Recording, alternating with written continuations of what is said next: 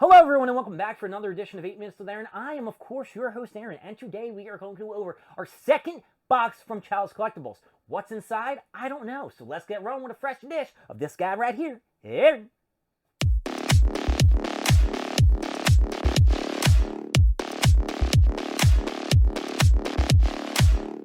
Chalice Collectibles gave us a huge box, and there were a bunch of Funko Pops inside. And the last ones that we got from there was the Big Mom Child and Big Mom Child Chase. One was happy and the one was angry. So, this box that I'm going to pull up on this table is going to contain more Funko Pops that are going to be from Chalice, of course. Which ones are inside? Because I have two other boxes in the other room. And I don't remember what I purchased from them. Actually, you know what? I do. So I'm really hoping that this is not what I think it is, because then you're going to be like, whoa, Aaron, we went over this before. So shut up! We're going to go over this box anyway. All right, let's open this up.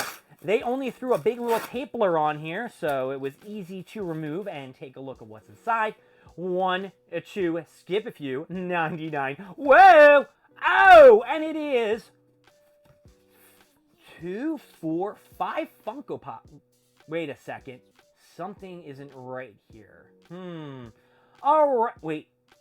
Actually, I don't know. Alright, so first off, in here is the Snake Man Luffy. I think I've already bought this one, or I have the one from the Funko shop, which was a metallic one. So we're gonna... Get push!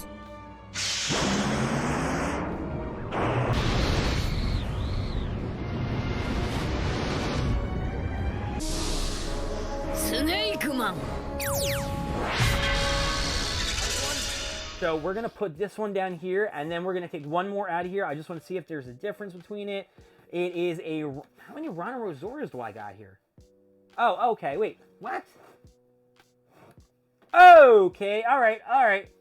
So, yeah, whatever. So I got a Rhino Zoro here, which is a common version. I really don't even know if I bought this one either. Like, it's a Wano mode, but I've gotten so many Funko Pops. These two I'm going to put down because we've went over them before, and I'm not going to go over them again.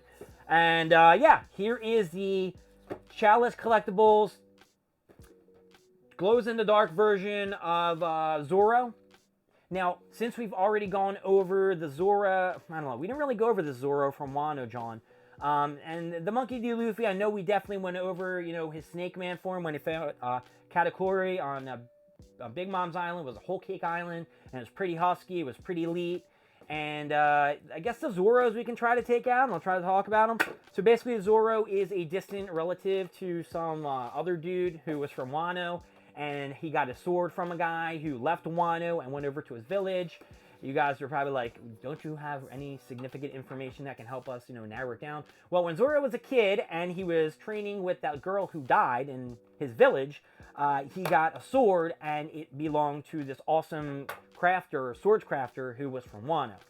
And, you know, Zoro mastered it, and it was a cursed sword, and blah, blah, blah, blah, blah. And here he is doing the 3-sword style. This Funko Pops is pretty decent. I really like the detail. Look at the detail on his pants. Yo, his pants are looking sweet. He's got the sandals on. He's got, I guess, his hockey going on, this Johnny, because it's black.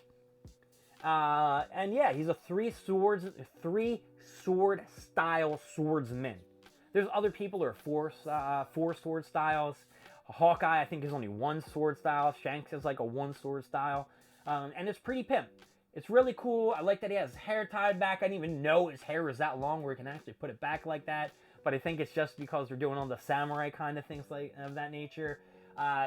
You know, he's got his eyes shut. He hasn't opened it yet, so we don't know how husky he is.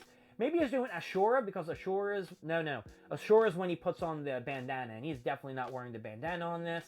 His bandana is where, though? Because he usually has it on there, and maybe it's in his pants or something. I don't know.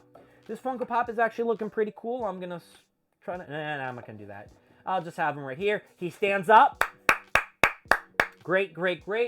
And then what we're going to do here is we have... Oh! I knocked him the head right over. We're going to open up the other Zoro, which is the Chalice Collectibles exclusive one, as you can see on the sticker in the front of the box. Right up there. Them box stickers, yeah. And Chalice Collectibles, I will always say that you have the spiciest and coolest and most unique sticker. I like it. The black and silver, the red and with the CC. It reminds me of Crappy and Crummy. Maybe you are Crappy and Crummy. Who knows? Shipping and handling seems that way. I'll never like their shipping and handling. You can ask me 27 years from now, I'll still tell you Chalice Collectibles is the worst. It really isn't the worst, because what is it? Fundum? Fundum's also pretty shitty. And here is Zoro.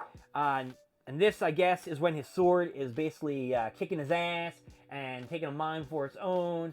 And this is pretty badass. You see his arm is in black. It's draped in hockey. Hopefully you can see that. Am I holding it the wrong way so you can't see it? No, you can see it. You know, it's very hard to see what you guys can see. Because then I got to look over here, and then you guys are looking over here and saying, where the hell is he looking? On the back of it has a big purple blob, which is probably all the power that's coming from the sword and shit like that. I don't know. But it looks pretty pimp. I think this is when he was training. Because when he actually used it, when he fought King during the Wano fight, he had all three swords with him. So, this must have been when he was training to get, to gain mastery of the sword. Because it has to appreciate its owner. And at first, it was just draining his hockey and all the strength. And Zoro was like, shit, I'm gonna die if this keeps up. And he actually traded, I think he traded the sword. He might have traded the sword. And now I'm looking at these two Funko Pops, the hair color. I don't know if you can see it. This one's a lot lighter than this one. I wonder if it's just because it's a glow-in-the-dark Funko Pop. And I don't have my glow-in-the-dark light, so I can't shut them. Though it would be a lot easier without the green screen now to shut off my lights and show you.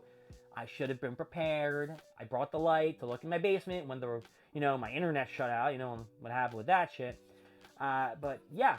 Zoro is a pimp character. I like his sword style. I think he's like second in command to Luffy. He's probably one of the strongest. If I would say if he fought Luffy before he hit 5th gear, I would say Zoro probably had an opportune chance to maybe beat Luffy. I mean, Luffy can be damaged by swords and, sharp shit. Luffy just can't be shot. He's just rubber, bruh. He's just rubber! Rubber!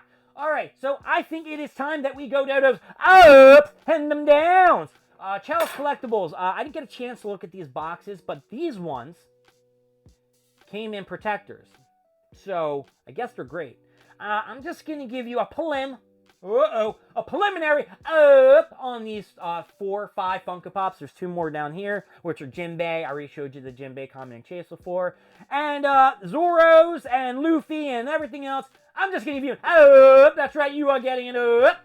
My name is Aaron. Thank you for joining me at 8 Minutes with Aaron. I will see you next time when we open another box, which I will have no idea what is inside from Chalice Collectibles. Really, what the hell did I order? I will see you next time. Bye-bye.